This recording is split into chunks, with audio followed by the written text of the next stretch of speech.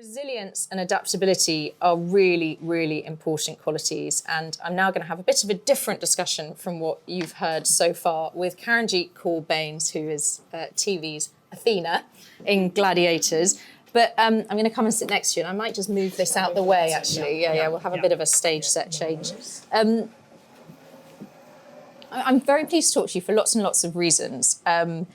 I gave a speech at my best friend's wedding last September, and because her father had died, so it was a sort of father of the bride speech, and I had to do a lot of research about her background. Anyway, where this is going is I discovered that as a child she really wanted to be a gladiator. And do you remember, Tilly? I can't remember the name that she'd even named herself. Oh, wow. It was a thing. And so I just wonder, how do you become a gladiator? Like, what was your path? Very good question. I think I'm very proud I can stick that on the CV now. It's going to really bring me some great heights. But yeah, I think my story and my journey, I have two kind of strings to my bow. So one side of me is the sporting side of me. I'm a Commonwealth powerlifting champion and Guinness World Record holder. Wow. So very much a strong woman.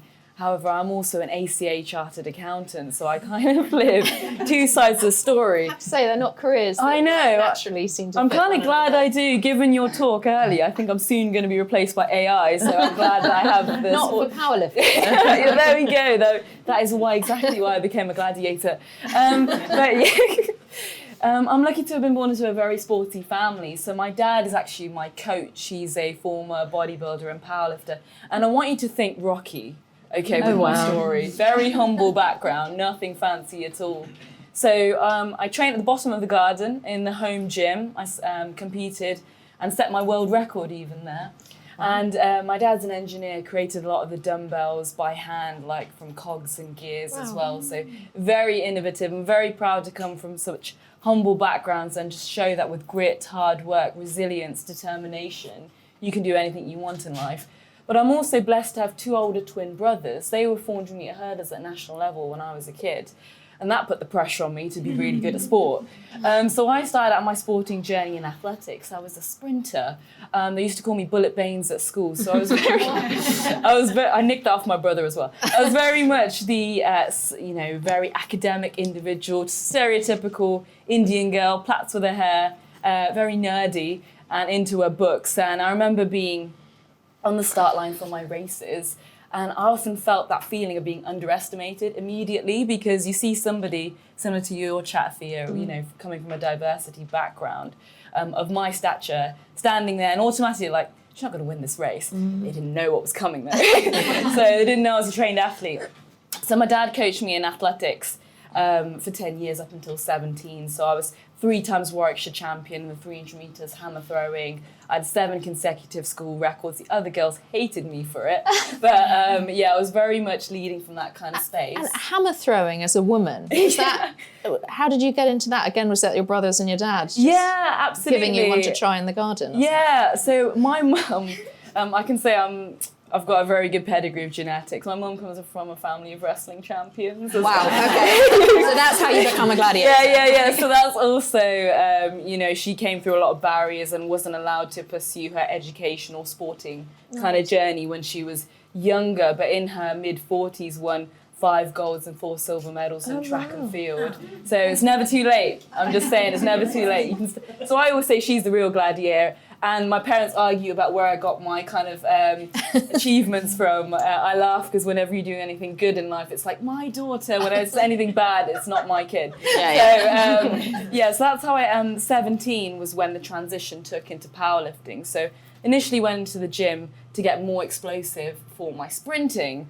And then I think my dad taught me the fundamentals of the squat, bench and deadlift. I think he had his eye on me since I was a kid, because I don't know if they were just using me, but basically... So for the non-gymmers of us, that's sort of types of weightlifting. Yeah, exactly. The squat is where you put the barbell on your back, you squat down below parallel, stand up. The deadlift is basically the weight on the floor, equivalent to about a baby elephant. I can lift it. And the bench press is, most guys know about the bench press, so it's when you lie down, do the bench. I can bench about 6'2". I know rugby about man. it, I'm not sure. Rugby man. But so he taught me the fundamentals of squat, bench and deadlift.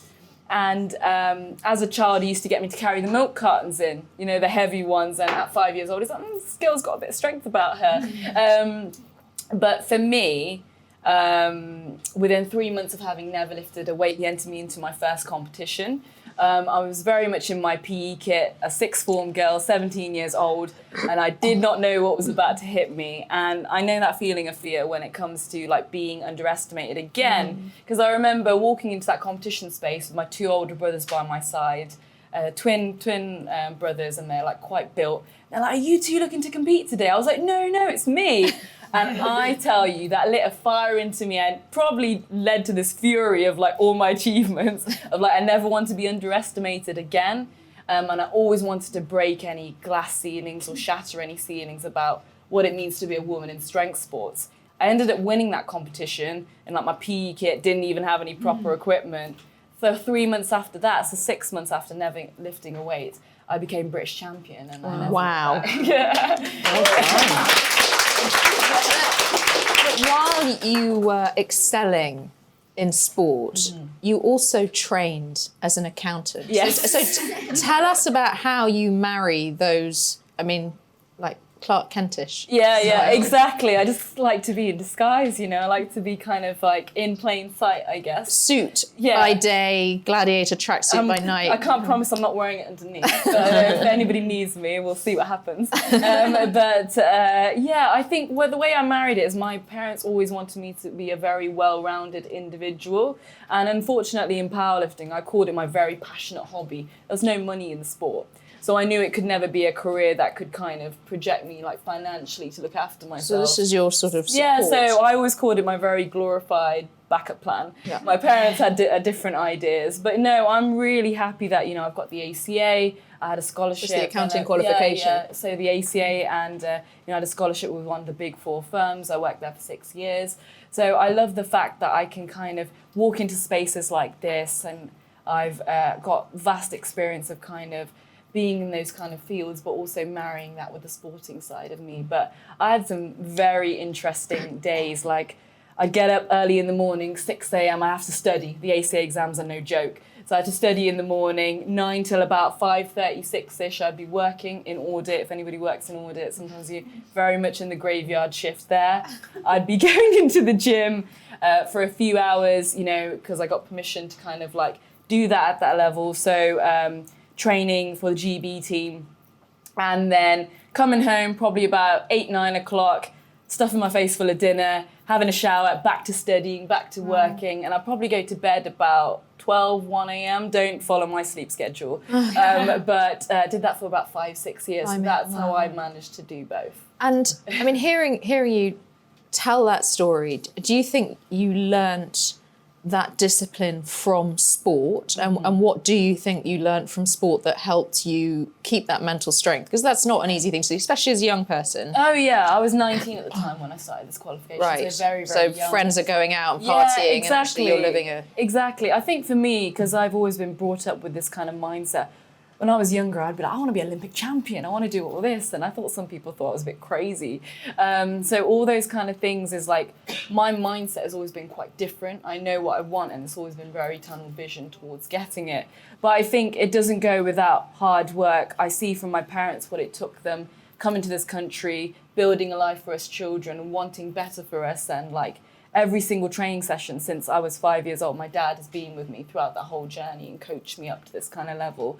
But yeah, it hasn't been easy. And I think some of the qualities as an athlete that you have, resilience, you know, having to get up early in the morning and training when everyone else is in bed and chilling, and I've got to get it done because my competition is definitely doing it.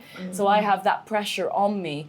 But I think it's just, I always say pressure is a privilege. I love to thrive under that kind of pressure. And some of that kind of, when you're on the Great British stage at the World Championships in front of, you know, a big audience, and they're saying, you know, bar loaded, which means I'm about to try and set a PB, and you're going out there and you're like best. Literally like personal best, sorry, talking gym language.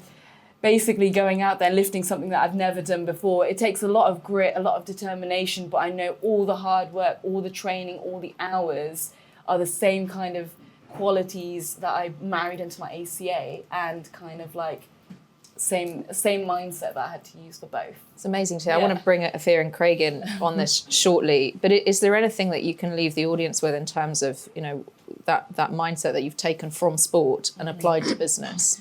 Oh, yes, definitely. I think what I would say to the audience is, you know, don't be afraid to chase your dreams. I think often when it comes to, there comes a time in your career when you're like, where am I going to position myself? Where am I going to focus? And especially I'm Indian from a South Asian background, it's very easy to be pushed into the academic route, focus on your education, you don't want any distractions.